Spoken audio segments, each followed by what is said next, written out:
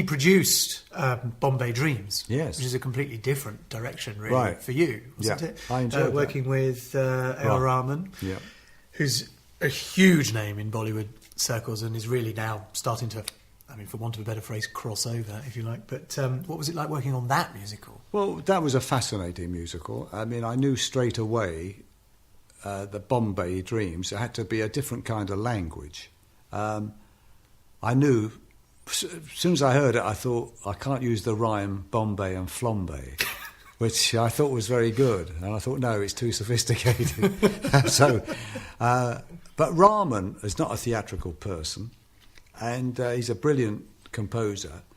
And I worked in a very strange way with him. I mean, he would give me tunes, but not full tunes. He would do bits and pieces, and I would have a tape with about 30 different bits and pieces. He called it jamming. And I would then go next day, I mean, I felt like a song detective.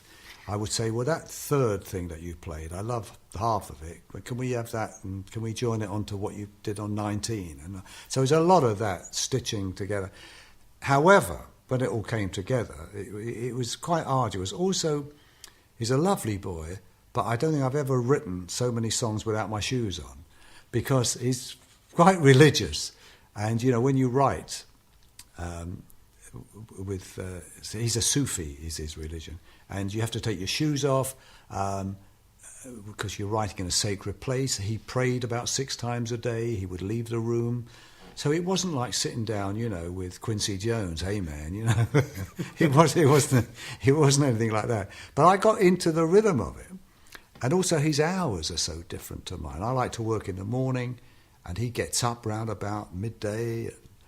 So it took some adjusting. Yeah, but also a keen musical sense. I mean, you need to understand what works musically as well as in your lyrics, right? Yes. Well, yeah, I mean, the story dictates. Mira Sayal did the book, and I think it worked out well. And it was a huge success over here. I mean, it ran for a few years, and there's talk about that being revived as well.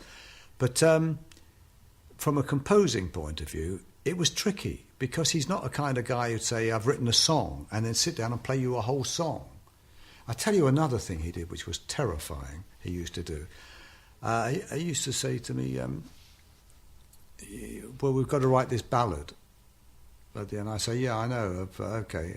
And I would always come with titles. And I said, I like this title, I'll give it to you. And he says, okay, what is it? I'd say, The Journey Home is Never Too Long. I gave him the title. I said, that's what I want, that kind of thing. And I gave him the first 2 lines. The journey home is never too long. Your heart arrives before the train. I said, they're the first 2 lines. I said, poetic, very, very good, very good, he would say. Then he would say, okay, let's do it. And he'd pick up the phone and he'd say to whoever his man was, can we get an orchestra for tonight? And we need a clarinet and a this and a that. And we need some singers, about 5 singers. I said, hang on a second, Rahman, what for? He said, well, we'll record it tonight. I said, but I haven't written, I've just given you 2 lines, and you haven't written. Oh, no, we'll get it. And that's how he worked. So that evening, you would go to a studio, and there'd be like 15 musicians there. And something always happened. It wasn't necessarily that song, but it'd start them off. He'd say to somebody, you play this, and then you play that. And I tell you, something amazing happened. It was really magical, but terrifying, you know. Well, that kind of spontaneity doesn't exist very much in music creation these days. No, well, you can't afford it for a start. You know, we're not with the musicians, but at the end of it, it was something amazing. And I mean, I know he's worked on Lord of the Rings. I don't know how that worked either, how he did that. But no, I enjoyed it. But we had a laugh. You're one of those people who, while you're sleeping, meanwhile, somewhere in the world, somebody is singing a Don Black lyric, right? I mean, whether it be Born Free on the radio or on a show, Sunset Boulevard playing around the world or whatever it is. Is that a strange feeling to try and comprehend exactly what happened and how it happened?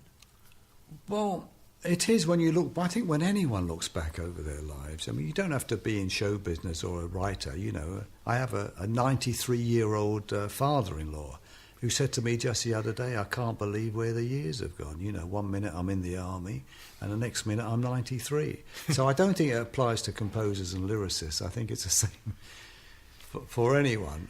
What does amaze me, I mean, you mentioned my hits there. What amazes me is one of my first films I wrote was called VIP, with James Robertson Justice. And I wrote a little song in there that Leslie Phillips sings in the bath called Tickety Boo.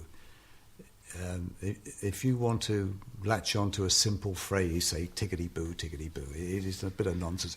But when I see that on my PRS statement, tickety boo, you know, 22p from